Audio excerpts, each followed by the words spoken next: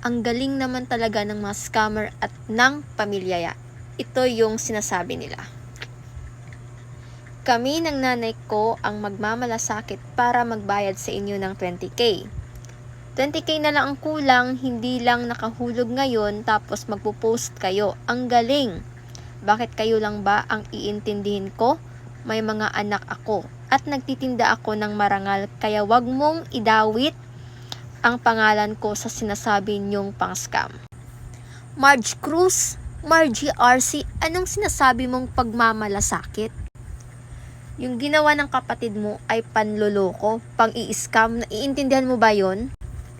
Yung sinasabi mong pagmamalasakit sa amin dahil binayaran nyo kami, hindi yung pagmamalasakit kundi obligasyon nyong ibalik ang pera ng mga tao na in-scam at niloko ng kapatid mo.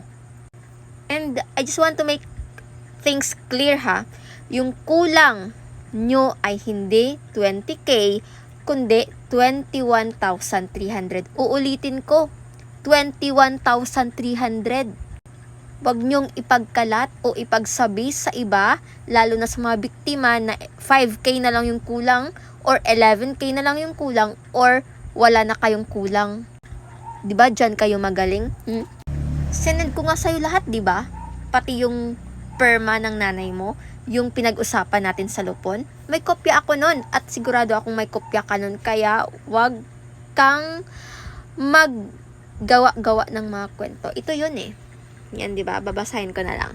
So April 16, kailangan mo magbayad ng 11,700. So nakapagbayad ka, nakapagpadala ka. May 1, 11,700 ulit. May 1, anong sinabi mo? May sakit ka. Pero sinabi namin usapan is usapan. Sinabi din. Tsaka Scammer magsabi. Kung si scammer ang magsabi na sa barangay ka, anong ginagawa mo? Kumukuha ng ayuda. Magkano yung hinulog nyo? 2k lang, 2,000. So may remaining amount ka na magkano? 9,000 mahigit. At sa darating na May 16, kailangan nyo pang maghulog ng 11,600. Dapat yan yung last payment nyo. Pero anong ginawa mo? May 5 pa lang, nagkagulo tayo dahil hindi ka marunong tumupad sa usapan. Kayo ng nanay mo, hindi kayo marunong tumupad sa pinag-usapan. So, itotal nyo yan lahat. Itotal nyo. Diba? Diba? Itotal mo. O, diba? Nagtitinda ka. O, dapat magaling ka sa math.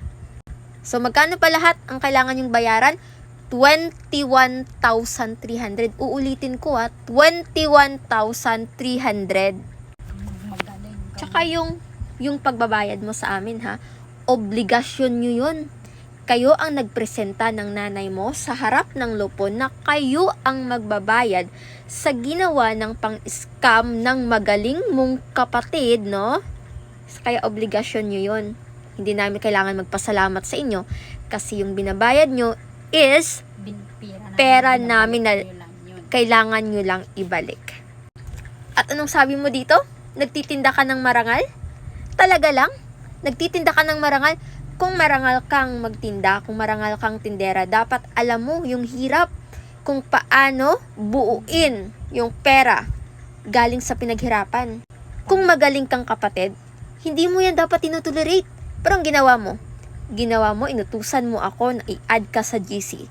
So, sa pamamagitan ba ng ganon, marangal ka? Marangal ka ba? Hindi. Nagmamagaling ka lang.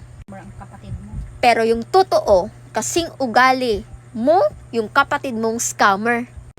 At bakit sinasabi mo dito na hindi namin kailangan idawit yung pangalan mo? Bakit? Hindi. Idadawit talaga kita. Kasi, alam mo kung bakit ha? Alam mo yung sarili mo. Alam mo yan. Ikaw yung nag-utos sa akin na i-add ka sa GC. Paulit-ulitin ko yan talaga. Alam mo kung bakit? Inuutusan mo ako. Inuutusan mo ako bilang biktima na i-add ka sa GC na hindi naman dapat.